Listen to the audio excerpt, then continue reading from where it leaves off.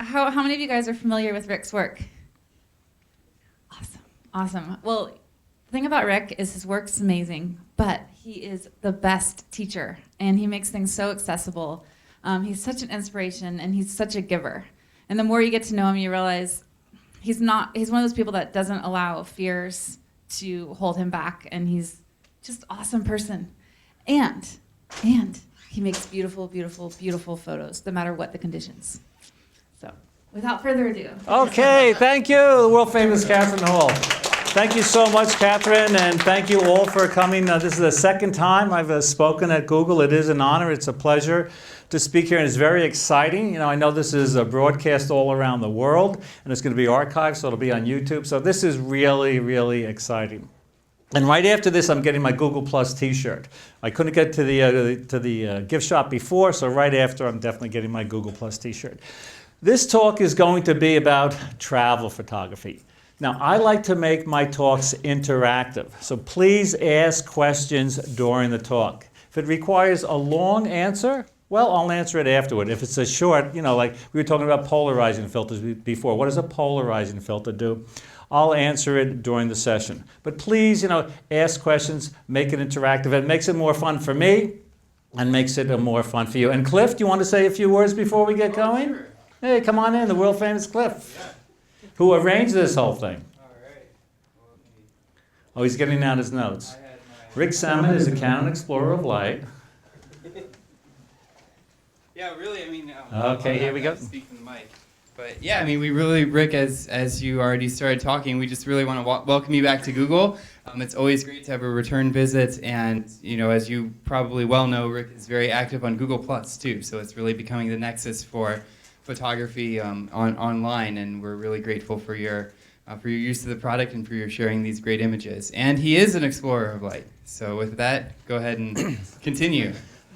Okay, and actually one more person wants to introduce me. No, I'm only kidding. So this presentation is about travel photography. I'm basically a travel photographer, and the difference between a travel photographer and a photojournalist, we were talking about photojournalism before, is that a photojournalist goes out there and usually shoots just what's there. I spend a lot of time making pictures. There's a big difference between taking a picture and making a picture, although I do have some photojournalistic type pictures in here. So I'm going to start out, everyone wants to be a travel photographer. They say, oh man, I would love to travel the world. I've been to more than 100 countries. People say, I would love to be a travel photographer. Well, I'm going to start out with the travel story, and you might want to reconsider how great it is being a travel photographer.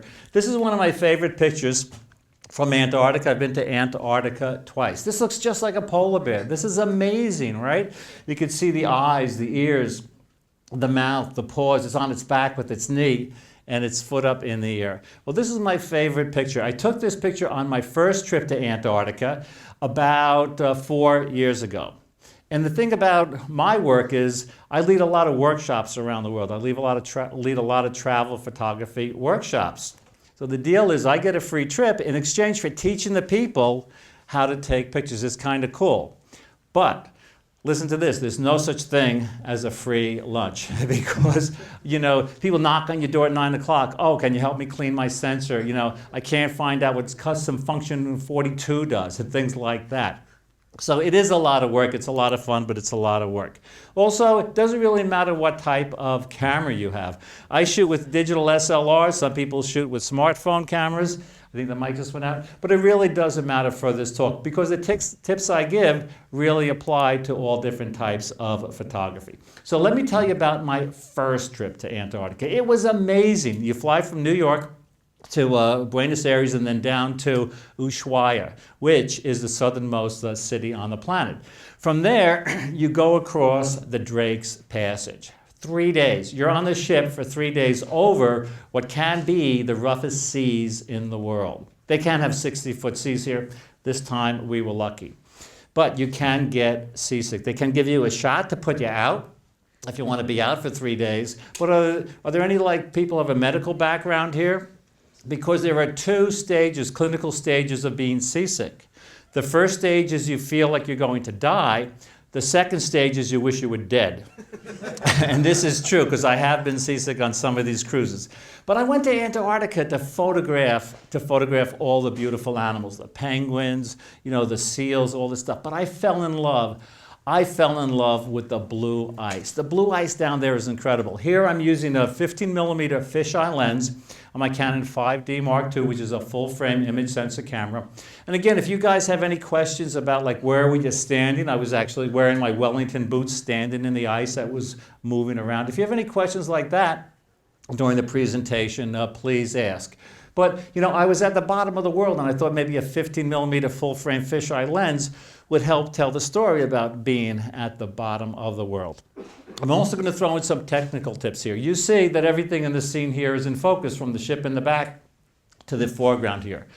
To get everything in the scene in focus, what you want to do is you want to use a wide-angle lens, set a small aperture, and focus 1/3 into the scene. Now that may sound backward. You might think, oh, that's so far away, I want to focus 2/3 into the scene. You focus 1/3 into the scene. That'll give you a maximum amount of the scene in focus. You're really setting the lens up for what's called a hyperfocal point. But I fell in love with this beautiful blue ice. So just look at these formations. Now, I'm riding around in a Zodiac, which is an inflatable boat. They don't let you get too close to these because these things can like flip over like at a moment's notice. So it's very exciting to be down there at the bottom of the world. But look at this ice castle here. This ice castle is amazing. So we spent a lot of time riding around in these Zodiacs. Before we got going, we talked about a polarizing filter. The only filter that I use outside is a polarizing filter. Polarizing filter reduces glare on water, glare on ice, glare on windows, glare on leaves, but it could also make your pictures look sharper because it cuts down on the reflections of the moisture in the atmospheric haze. It's the only filter I use outside. I used to use gradual filters that are like half dark on top and gradually go clear on the bottom, unless you hold them upside down and it's the opposite way.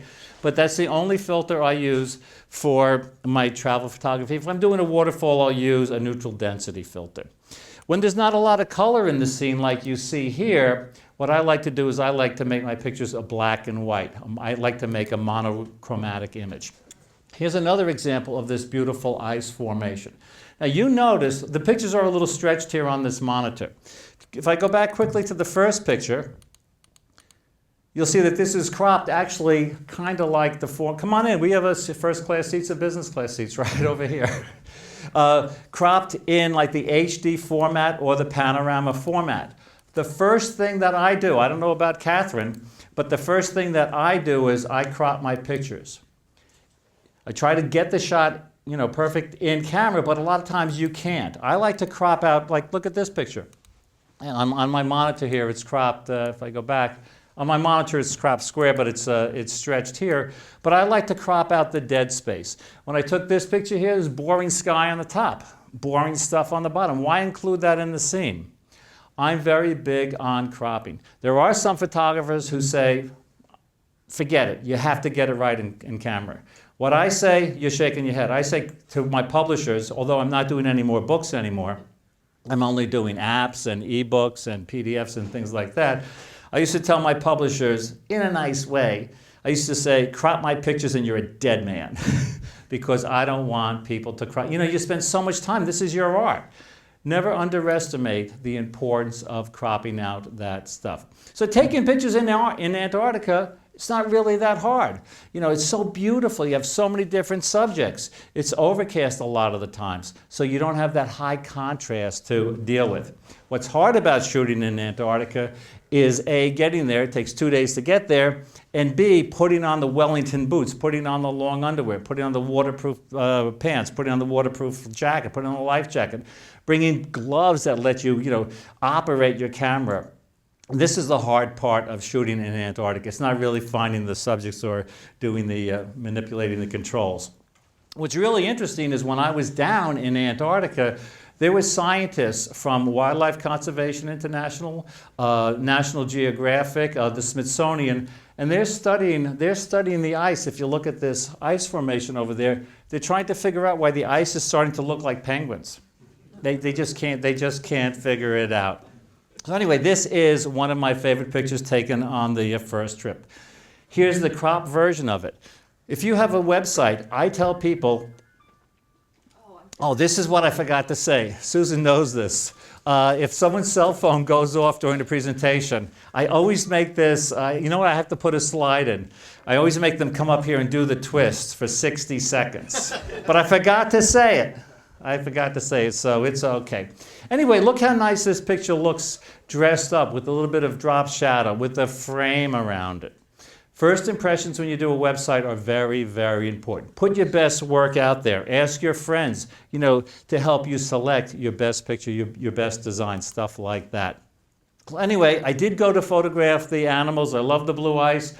They have these beautiful Gentoo penguins down there. When I travel, I take basically two lenses. I have two bodies, a Canon 7D and Canon 5D Mark II. On the 7D, which is a crop sensor image camera, I have a telephoto zoom, either a 100 to 400 millimeter zoom or a 70 to 200, depending on how far away the animals are. In Antarctica, the animals aren't hunted, so you can get as close as this or even close. You could touch them in Antarctica. So I have the telephoto lens on the crop sensor camera because if the animals are far away, that crop sensor doesn't really bring you closer, but it's like you're getting closer. And on the full frame image sensor camera, what I have is a wide angle zoom, usually a 17 to 40 millimeter zoom, maybe a 24 to 105 millimeter zoom. And I always have a fisheye with me too. I don't carry a lot of lenses, as Susan will tell you. I don't have a lot of lenses. Well, I don't have a lot of lenses, so I don't carry a lot of lenses. You don't need, you know, a ton of lenses. I lead workshops where people show up and they have those belts, you know, and they have like 8 lenses here. They have their backpacks with 9 more lenses here, and they miss all the shots. I like to have my cameras handy. Over one shoulder, I have the wide-angle lens, wide-angle zoom on my camera body, and on the other, the telephoto. Anyway, this was taken with a 100 to 400 millimeter zoom, and the background was very distracting. So I'm shooting at a wide aperture. I'm shooting at a wide aperture to blur the background. In wildlife photography and in people photography, I do the same thing when I find a subject. I take what's called the environmental shot. These are nesting albatrosses on Diego Ramirez Island. I like to take what's called the environmental shot, the subject in the environment, and then I like to go in and take the close-up. So I'm telling the story.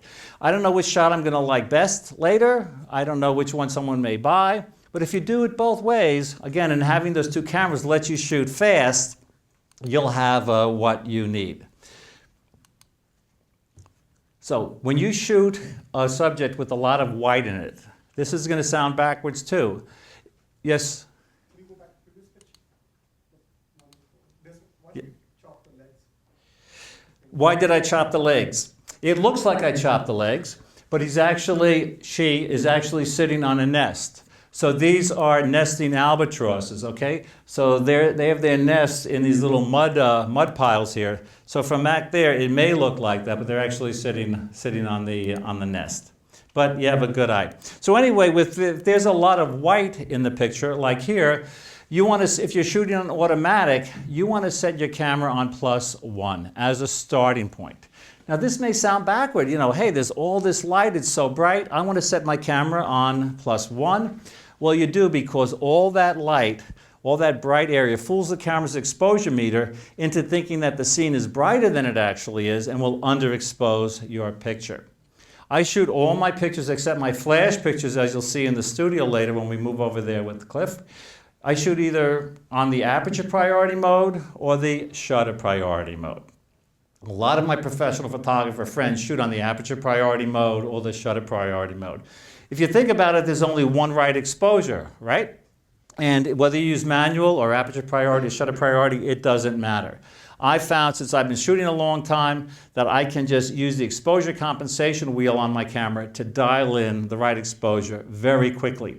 And in a case like this, a case like this, a case like this, a case like this, the depth of field is the most important thing. So why not shoot on the aperture priority mode? Set your aperture, and then as the light level changes, the camera will automatically pick the correct shutter speed for the existing situation. Yes? What metering mode do you use? What metering mode do I use? I use the evaluative metering mode. And here's why. Because I can look at a scene like this and say, okay, I'm just going to set this on evaluative metering. If I just left it on the 0 exposure compensation setting, these birds would be a little washed out. They look a little washed out here. They're fine on the screen here. Okay? So knowing that all this dark area would fool the camera's meter into thinking the scene has all this dark in it and no white, I have to underexpose a little in camera. So I'm setting my exposure compensation for a scene like this a little under, maybe a third under.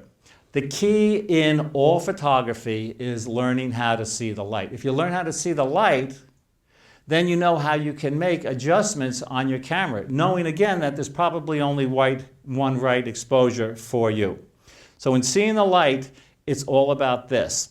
It's first seeing the contrast range in the scene. There's not a lot of contrast in the scene, so here we don't have to make that many adjustments exposure-wise, right? So we have to learn how to see the contrast range in the scene. We have to learn how to see the direction of light.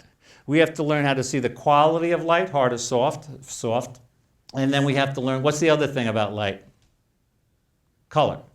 So we have to learn how to see the contrast range in the scene, the quality of light, the direction of light, and the color of light. Once we learn how to see the light, then we can make the right adjustments with inside our camera, or add a flash, use a reflector or diffuser, wait for a different time of day. And then after we do that on site, then we can go into the digital darkroom and work and play with the light. If you think about it, every picture I'm going to show you right here has exactly the same main element, and that's light. So it's very, very important to learn how to see the light, then learn how to control the light. And we'll be talking about that more a little in the presentation. One of my photography tips, one of my famous one-liners is, the name of the game is to fill the frame. I like to shoot tight. I like here, I like to fill the frame with the subject. Yet there is something to be said for negative space, for dead space. So when I give you these tips, try them and then try the actually the total opposite of them. But we were talking about this before when we sat down. When you're photographing a person, when you think you're close, get closer. When you're photographing an animal, a building, when you think you're close, get closer. And cropping doesn't bring you closer, but it emphasizes the subject a lot more. This is a very basic tip, but I shoot everything vertically. I shoot everything horizontally. Because again, I don't know what I'm going to like. I don't know what someone's going to like who might want to buy the picture. If I'm going to offer the picture to a magazine, I don't know whether they have space for a horizontal or a vertical. Again, a very basic tip, but I do that. Again, here are some monochromatic images. If the pictures don't have a lot of color, I'm going to make them black and white. And when I go somewhere, I'm trying to tell the story. I'm thinking as a magazine photographer, I'm thinking if I'm putting a slideshow together. So this would make a nice ending picture for a slideshow. Try to tell the story. Just don't go to Antarctica or wherever and say, okay, I'm going to take a lot of close-up pictures of this or that. Try to tell the story of wherever you go. So the first trip was amazing. I had an unbelievable time. And the people liked me teaching, so they said, hey, could you come back? So 2 years ago, they asked me to come back. Now this was a special trip. This was a special trip to photograph the emperor penguins. People save up their whole lives on their life list. They want to photograph the emperor penguins. The penguins are about this high. They're in remote colonies, but they are magnificent animals. So they needed a pro. So I said, sure, I'll go. So the same company hired me, but this was a very short trip. It was a 12-day trip, not counting getting there, okay, which is like a day, and coming back, which is a day. So it's a 12-day trip. It's 3 days going over the Drake's Passage, which can be the roughest seas in the world, right? 3 days returning, only 6 days of shooting. So this is a big investment for just 6 days of shooting. Again, this is a lifelong dream for people. So we leave Ushuaia, the sky is great, it was sunny, people are cheering, we're having champagne on the bow of the boat, the stern, all along the rail. It was amazing going there. So we're getting closer to Antarctica, we're getting closer to this emperor penguin colony. This is called pancake ice. We start seeing this, we see our first tiny little penguin, you can see him up here. People are cheering, hey, we're getting closer to the colony. Now this was really like a National Geographic expedition. We're in this Russian icebreaker, and it's going through the ice. The ice is like smashing off the bow, like at night when we were sleeping. It was like so noisy, but you really felt like you were on an expedition. One of my photography tips, in addition to the name of the game is to fill the frame, is to always look back. Everyone's on the bow. Here's the bow crashing through the ice, but I like to look back. Always look up, always look down, always look back. This will open up a whole new world of photo opportunities for you. So here I look back and I see the path that this icebreaker is just breaking, through the ice. So we get to Antarctica. The ice is so thick now. The boat is moving really slow again. The ice is crashing all around. The night before, after 3 days of traveling, right, we get to Antarctica. The night before, they bring out these 2 Russian-made helicopters, Russian icebreaker, Russian helicopters. Like, how cool is this if you want to talk about being on an expedition? So they bring them out to test them. They're bringing out to test them because we're going to fly over to the Emperor Penguin colony because the ship can't get close. So they bring them out, and it starts to get overcast. Now, although there is no such thing as a bad day for pictures, everyone, they wanted that bright sunlight. They wanted the blue sky, the penguins against the blue sky. And also, it's a lot warmer when the sun comes out. So the captain says, he gets on the PA system, he says, I don't know if we're going to be able to go tomorrow. After 3 days on the ship, after 1 day of trying to get there. So we go in, have dinner, we come out after dinner, and the sun comes out. So everyone's like really happy. They say, man, I can't believe this is going to be great.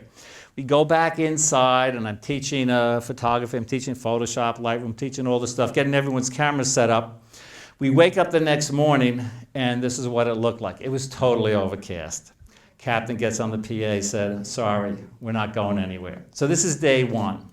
Well, on day 2 to 4, it snowed.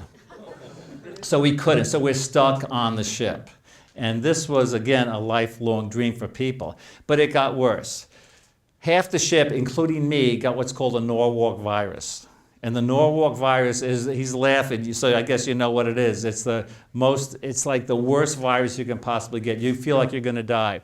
I was calling Susan on the ship's phone. I was telling her where the will is and stuff like this, because I really thought I was going to die. It's so bad. So this is day 2 to 4. So on day 5, I figured I have to get off the ship. I just have to get off the ship. So I'm taking some snapshots, just walking around the ship.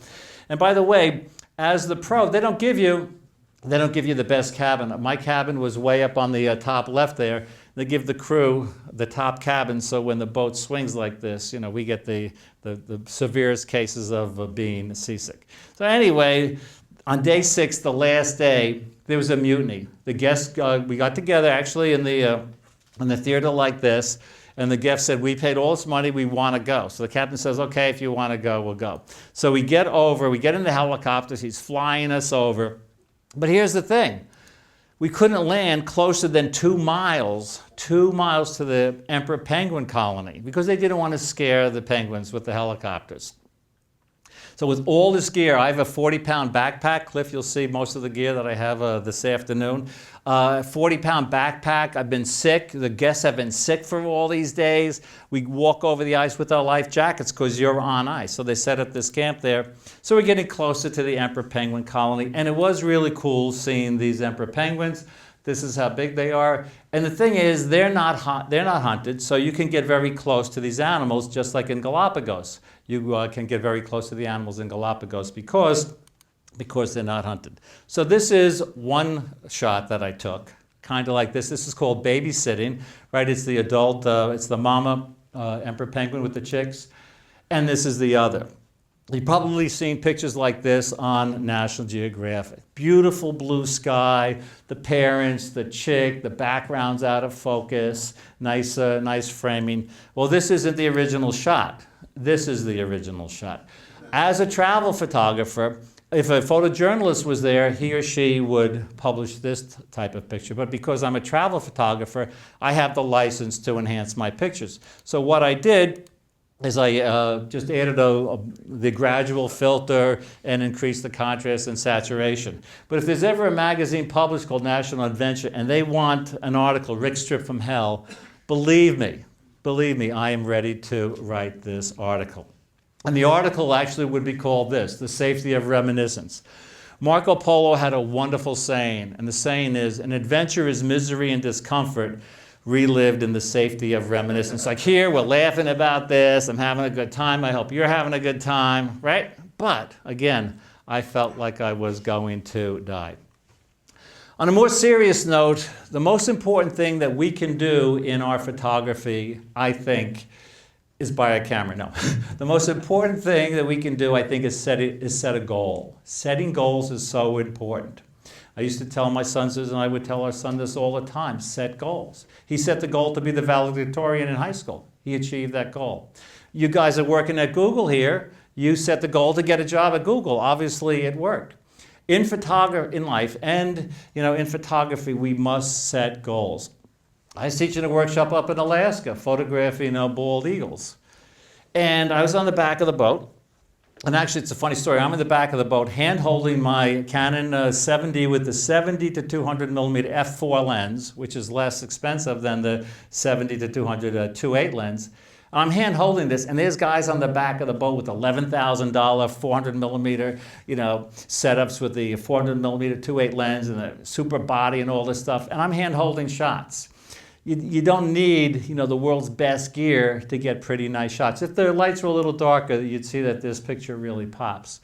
But anyway, we're on the back of the boat, and guys are shooting the eagles coming down, shooting the eagles coming up, catching the fish, and I have all these pictures here.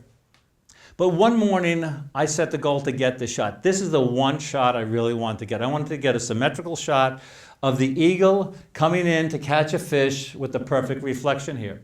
So I set that goal. So what did I have to do? I knew I had to use a fast shutter speed. I knew I had to set my exposure, underexposing just a little so the white feathers weren't overexposed. This is actually the hardest subject I've ever photographed because the animal's moving fast and you have really dark feathers and dark background against a really bright feathers here. So anyway, I had to use rapid frame advance, set the exposure right, use AI servo focus, which is like focus tracking, it tracks the subject. And I had to focus on a specific area. And we actually had the captain move the boat to an area where we had beautiful reflections. We set the goal, I got the shot. So in your photography, it's very, very important to set a specific goals. If you go up to Alaska on a trip, it's just not a goal, hey, I'm going to get great shots of bald eagles. I'm going to get a shot of the eagle with the talons coming out. I'm going to get a shot of the eagle, in 1 second, of just catching a fish. I'm going to get a shot of the eagle taking off after it just caught a fish.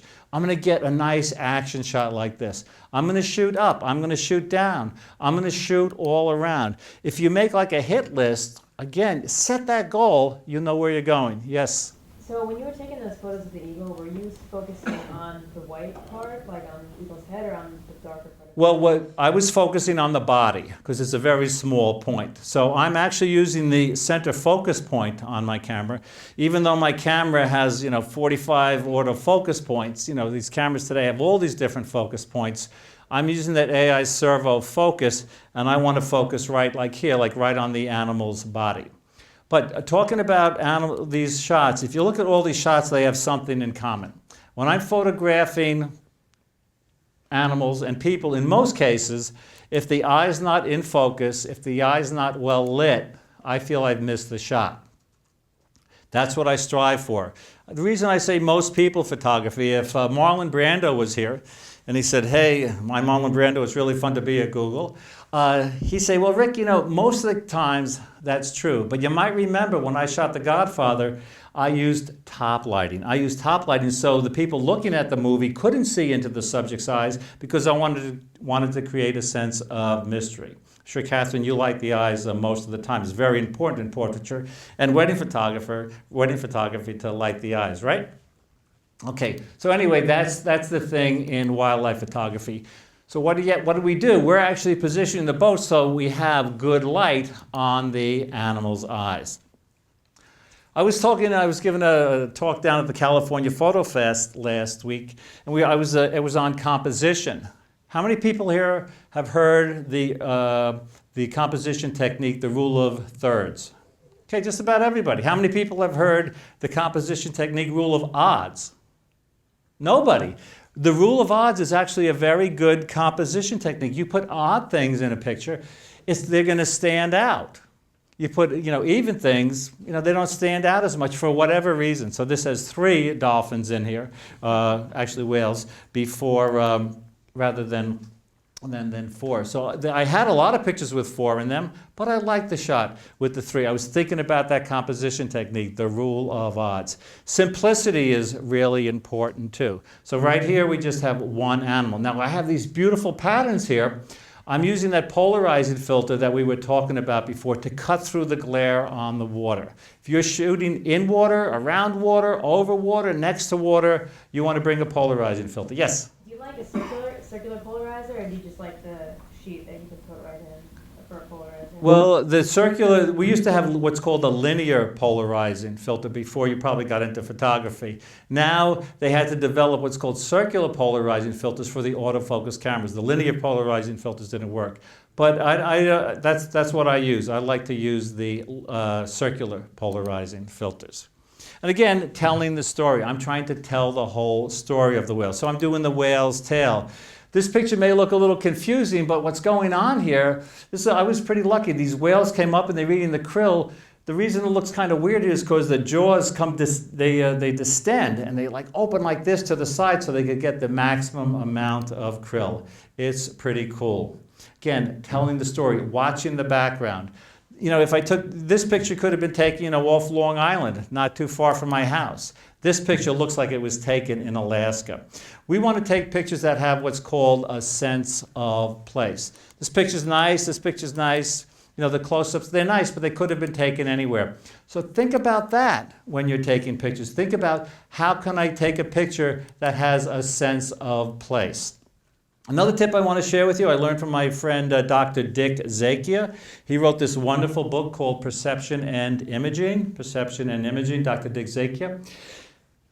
In that book, he has nothing about f-stops and shutter speeds. It's all about, or RAW, or JPEGs, or image sensors, or anything like that. What he talks about is why we like pictures, the perception, and how it relates to imaging. But one of his best tips is use your camera like a spaceship. I teach a lot of workshops. We were doing a workshop last week down at the pier in San Luis Obispo, actually in, Cayucas, not too far from San Luis Obispo. Everyone shows up with their tripods and the cameras are like this at eye level. When you start using your camera like a spaceship, you could come up with all new different composition techniques. Here, I'm on the back of the boat. I'm holding my camera probably about 6 inches above the water with the strap-ons to make sure I didn't lose it. But I wanted to have this feeling of speed, that our boat is like cruising through the water up in Alaska. If I was up like this, it wouldn't have the same effect. So use your camera like a spaceship. Tilt it up, tilt it down, tilt it to the left, tilt it to the right. If you think about that spaceship technique, you'll see that you will come up with different pictures. As far as the composition technique, another one, leading lines. Here we have these leading lines or leading shapes that are leading the viewer right into this mountain in the back. There are a million different composition techniques. I only have time really to share a few with you, but contours. Contours are another form of composition. This is just a close-up of this. Basically, I'm doing the same thing I did with the pictures of the nesting albatrosses in Antarctica. I'm shooting wide, I'm shooting close. And then if I do that, then I have enough pictures to illustrate all these different composition techniques. And here's one more. I'm photographing this glacier, this beautiful glacier up in Alaska. Fisheye lens, 15 millimeter lens, one of the widest lenses you could buy. And then I'm using my 100 to 400 to capture this, to show the details. Details help to tell the story. And we could tell the whole story, not the whole story, we could tell a broader story by using this wide angle shot here and then a closer shot. And speaking of details, here's a nice shot of an iceberg, kind of boring, but look what happens when we move in for a close-up. This was taken with the 100 to 400 millimeter lens. I'm looking for patterns. Patterns are yet another composition technique. And this is an HDR shot. Are you guys into HDR? Anyone here into HDR? Just 1, 2, 3, 4, 5? HDR is where it's at. Our eyes, speaking about, well, yes, right? Oh, yeah. Our eyes have a dynamic range of about 11 f-stops. the best digital camera on the planet has a dynamic range, can see about 5 f-stops.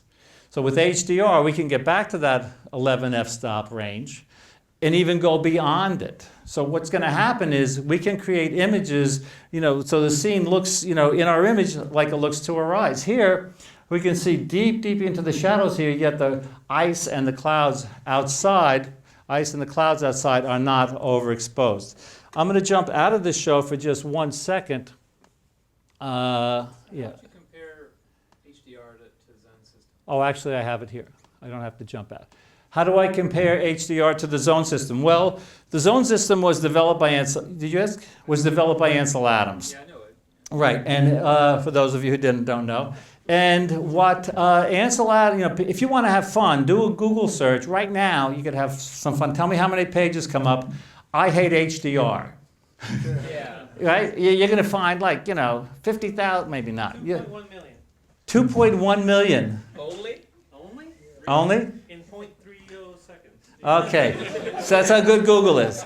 So anyway, I love HDR. Ansel Adams, he used the zone system to find out what the different exposures were in these different zones from very dark to very light, and he created HDR images using burning and dodging different papers, different chemicals, different exposure times, and then he would dry his pictures in the microwave oven, as you may know.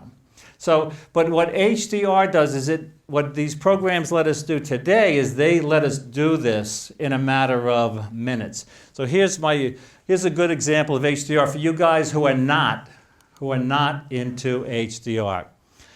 Okay, so this is an HDR image, high dynamic range image. Here is the original shot. Here's the middle exposure. For HDR, in this case, I had to take 5 exposures from that captured from the darkest area to the brightest area. I had to take those 5 exposures and then process them in, actually here I used HDR Effects Pro by Nick Software. You could do a search on this. Actually, if you go on my site, ricksammon.info, you can get a 15% discount on it. But anyway, without HDR, this is what the scene would look like. It looks terrible. With HDR, this is what the scene looks like. It's kind of magical. But the key is you have to take enough exposures, again, to capture that dynamic range. So anyway, on my site, ricksammon.info, if you go to Save on Creative Plugins, you'll see a whole bunch of tutorials on this. Let's see how fast you can find this. Go on ricksammon.info. .info. Oh, okay, got it. And then type in the search window, HDR must know info. So if you go in this, HDR must know info. So if you want a nice little, actually it's a long tutorial on HDR, you'll find that. It's probably about 1,000 words, about 8 or 12 different examples of HDR. But HDR really is amazing. Yes? I'm curious, the way you talk about light, it feels really intuitive. So what do you teach when you teach seminars about histograms, and what do you actually do about histograms? Okay, this is a very good question. So he's saying I'm up here talking about like I know what I'm talking about, right? But how about the person who wants to learn about light? Okay, well, I don't have a picture of a histogram up here now, but does anyone here not know what a histogram is? Okay, so on the back of your camera, you have a histogram. What that histogram is telling you is it's telling you about the bright areas and the dark areas. If you have a lot of dark areas in your picture, you can look at each, like you mentioned, the zone system. You could look at your histogram as like you have a pile of bricks over here. And if you have a picture like this with some dark areas, you're going to have bricks piled up like this way on this side of your histogram for the dark areas. For the highlights over here, you're going to have bricks piled up like this. If you have a picture just taken on an overcast day without a lot of highlights or shadows, you're just going to have, it's going to look like an even mountain range like this. When I talk about light, I do talk about what I said before, that we have to learn how to see the light, the contrast range in the scene, the direction of light, the color of light, the quality of light. But the histogram is your light meter. So this is actually a very, very important thing. I don't use a light meter. A couple of my friends still use light meters, but you don't use a light meter, right? Use your histogram or spot meter in your camera. The histogram, what you want to do is when you're shooting, you want to move your histogram over to the right. If you do a search on this, move the histogram to the right. Let's see how many pages you get on that. This is the key. Because if this is your histogram here, most of the information, more than half of your information is captured over here. If you have a histogram with nothing over here, when you try to pull stuff out of the shadows over here, it's going to be very noisy. This is why the basic tip, how many pages? 2.2 million. 2.2 million. Pretty soon you're not going to need speakers at Google anymore. Just do searches. Move the histogram to the right. So anyway, you want to move the histogram to the right. You don't want that spike. If that spike is right to the edge here, you're going to lose detail. This is the most important thing. I think I have to stand over here for the mic. This is the most important thing I talk about when people ask me questions like, when you talk about light, what's the most important thing? Expose for the highlights. You want to expose for the highlights. Look at this scene. What's the brightest part of this scene? Might be the reflection on the water right here. Here we have detail here. It's a little washed out because the lights are on, but that's okay because we're all here to learn. But I'm always exposing for the highlights. Did you ever shoot slides? Oh, yeah. So, oh yeah. When you shot slides, Catherine, she used to shoot slides. Your exposure had to be right on, dead on, because if they were over, they were gone. Now, with digital, if your highlights are overexposed by more than a stop, you can get them back. I mean, under just about a stop. If they're over more than a stop, you're not going to get them back. So it's very important to expose for the highlights and move your histogram to the right.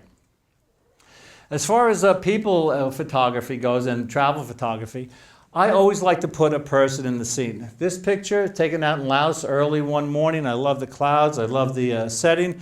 But if we take the person out of the scene, this is taken a few minutes before, it doesn't have, the same kind of feeling. Now, some people here, Ansel Adams probably would like this scene because he didn't include people in the scene. But I like to put people in the scene. Both are valid. It's up to you, and shoot it both ways. When we were talking before, someone said they wanted to do people photography. Who said, right. So here's an example.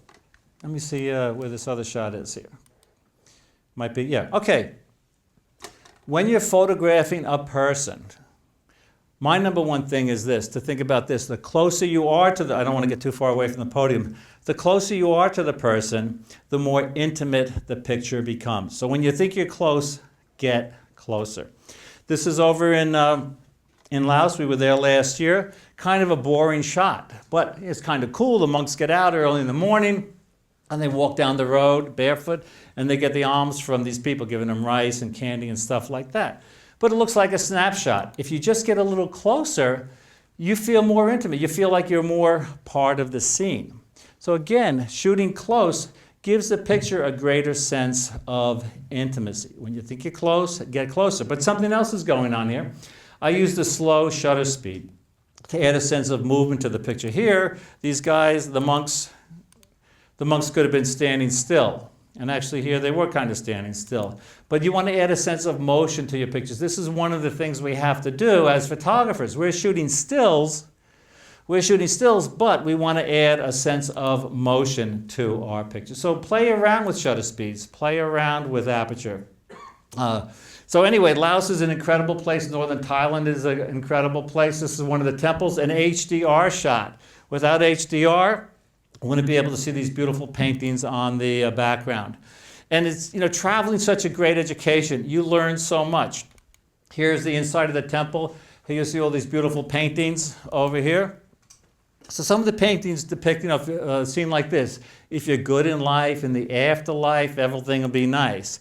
Okay, here's another scene. Again, if you're good in life, when you die, everything will be nice.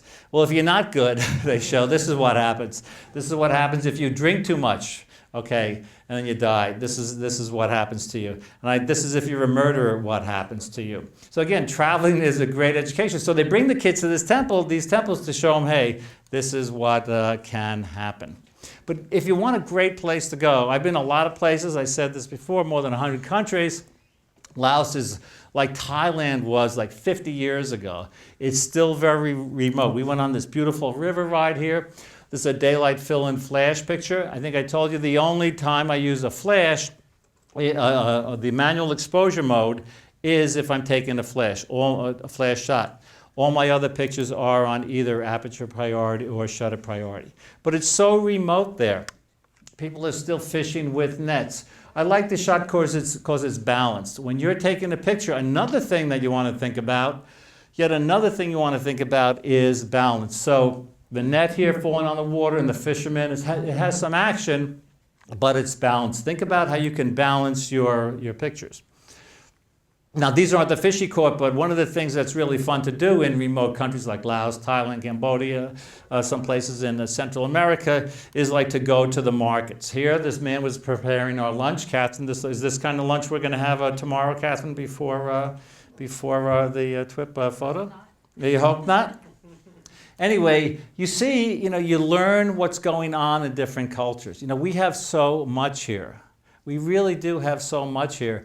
And what we have to do to survive is a lot different from what a lot of other people around the world have to survive. And one more thing on traveling is such a great education. This is just a snapshot. But I took this shot and the next few shots because they have these unexploded fuel tanks here as decorations around the village. You see it here, you see it here, and you see it in this shot. Again, these are just snapshots. But again, getting back to this education thing, during the Vietnam War, when the pilots would go up, and on their bombing raids, and they couldn't land with full fuel tanks, right? They had to get rid of them, otherwise their planes could explode if they didn't land correctly. They just dropped these tanks, like over beautiful villages like you've just seen before. So you learn this stuff. This is part of being a travel photographer. Getting back to that shooting horizontally and vertically, this is Angkor Wat in Cambodia. Nice enough shot, right? Shooting horizontally, but here's a vertical shot, an HDR shot. We can see the white clouds aren't overexposed and washed out, yet we could see into the shadows. Now, one thing on HDR is this. We can open up all the shadows, right? But when we open up all the shadows, our pictures look flat. I want you to remember this when it comes to shadows. Shadows can be your friend. Shadows add a sense of depth and dimension to a picture. And my friend Frank Dorhoff has this expression, shadows are the soul of the picture. So, just because we can open up the shadows, it doesn't mean that we have to open up those shadows. Another thing we have to do is add a sense of depth and dimension to our pictures. We see the world in 3 dimensions, height, width, and depth. Our cameras only see 2. Here, this is the side of one of the temples in Angkor Wat, Cambodia. Here's another side of one of the temples. If you shoot at an angle, you can create a nice sense of depth. If I'm going to photograph this room like now here at Google, it looks very flat, shooting straight on like that. If I go over here, it's going to have a much greater sense of depth. So try to create a sense of depth and dimension in your pictures. So it's almost 4 o'clock, and I think we're going to start our studio session kind of soon after that. Let me see if I have anything else I can show you quickly here before we take any... well, I'll tell you this. How many people were at my presentation last time? Okay, 2. So I'm just going to end with this quick little story. So I teach a lot of workshops around the world. This is a workshop in Botswana, one of my favorite shots. This picture illustrates a lot of points in photography. 1, the name of the game is to fill the frame.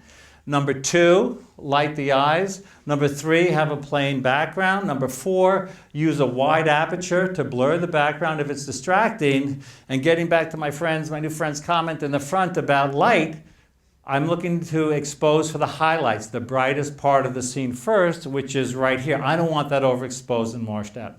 So and you want a little bit of expression on the animal's eyes. He's looking for something. So this picture illustrates a lot of different techniques. Here we see, what simple cropping can do. I not only crop this picture, I increase the saturation. How many people sharpen their pictures here? Okay. The key to sharpening the picture is using selective sharpening. Rarely do you want to sharpen the entire picture. You want to sharpen just the most important part of the picture. So here I'm sharpening the animal's face. I'm sharpening the body, but not as much as the face. There'd be no reason to sharpen around this animal because I want the attention to go to the animal. Plus, if you sharpen the dark, out of focus areas, that increases the noise. Always sharpen selectively, unless you're taking a picture of a rose and you want the whole thing very sharp. But also I use a technique like Ansel Adams used. Ansel Adams had a great expression. He said, a picture's not done until I darken the edges. Renaissance painters did the same thing. They darken the edges. So I darken the edges to draw more attention to the main subject. If you go on safari, having a good guide is the key. We're driving around in the Jeep or the Land Rover, and the guide says, man, look at that lion. I can't believe that. And he's pointing to the lion. Well, we can't see it. This is why you want to go on safari, because if you look closely, you'll see that with a good guide, you'll see that there's a lion hiding in the shadows right there. One thing, by the way, if you're into photographing birds around here or owls or any kind of wildlife around here, if you want a better chance of finding the animals, rather than looking from left to right, like most of us read, search a scene from right to left. It slows you down. And it's really a much better way to find the animals. You'll see if you're outside searching for a subject, if you move like this, you're going to go faster than going like that because you're used to going like this fast when you are reading. Okay, so I'm just going to end with these couple of pictures on safari with this guy. We're in this little plane, a light plane. We're landing on this runway. The guides on the bottom on the runway are shooing the animals away, the elephants off the runway. So we come down on the runway, and the guide whips open the door and says, quick, quick, these lions are mating. You have to come. You have to see this. So because I'm ready, like I told you I was, with my wide-angle lens on one shoulder, my telephoto lens, telephoto zoom on the other, I'm in the Jeep in 1 second, the Land Rover in 1 second. This guy's fumbling around, getting his stuff out of the bag, right? So I said, I can't believe we might miss this thing. And the guy's saying, hurry up, this doesn't happen too often. Not a lot of people get to see this. So here's the male lion. He really wanted to mate. Here's the female. This goes on for 3 days. She didn't want to mate any longer, okay? But I really want to get a shot. I wanted to get this shot. I call this the love bite. Here's the female biting the lion, trying to keep him away. Here I use a 500th of a second shutter speed to freeze the action. But here's the story. You see these twigs here? Well, there were some twigs right in front of this scene right here. Well, before we got in the vehicle, the guide said to me, he says, whatever you do, don't stand up. Don't move in the vehicle. Because again, this has been going on for 3 days. The animals haven't eaten, you know, who knows? You don't want to distract the animals. Well, I forgot what he said. I was so interested in getting this shot, I stood up. As I stood up, the lions stopped what they were doing, and they started coming toward the vehicle. So that you've seen this on National Geographic, where the lions, crouch down like this, and they're going through the grass, so they're coming closer and closer and closer. And as the guy's saying to me, as they get closer, first he said, don't move. Then he said, don't move. Then he said, don't move. Then he's just going, don't move, like this, because they're coming closer and closer and closer and closer. Anyway, they come right up, like as close as you two guys are right here. They look up, and this is what happens. I thought they were going to jump up and kill me. They were so hot and tired, they were just looking for some shade. They lie down in the shade of the vehicle. So listen, I want to thank you all very much for joining me here at Google. I hope you learned a lot. Hope you had a lot of fun. Everyone who comes to my seminars or workshops is a student for life. So if you want to send me questions, it's just actually, my Google address is Rick Godfather Sammon at Google. Trey Radcliffe, who actually introduced me to Cliff and my friends here at Google, gave me that title, Godfather. Because when I met him, he says, man, Rick, you're one of the oldest guys I know who are still into photography. So anyway, and you can contact me through my site, ricksammon.info. So yes? Do they allow that name in Googleplex? Pardon? Do they allow that name, Godfather? Oh, I guess so. I've had it for a few months. So thank you very much. I hope you had a good time and learned a lot.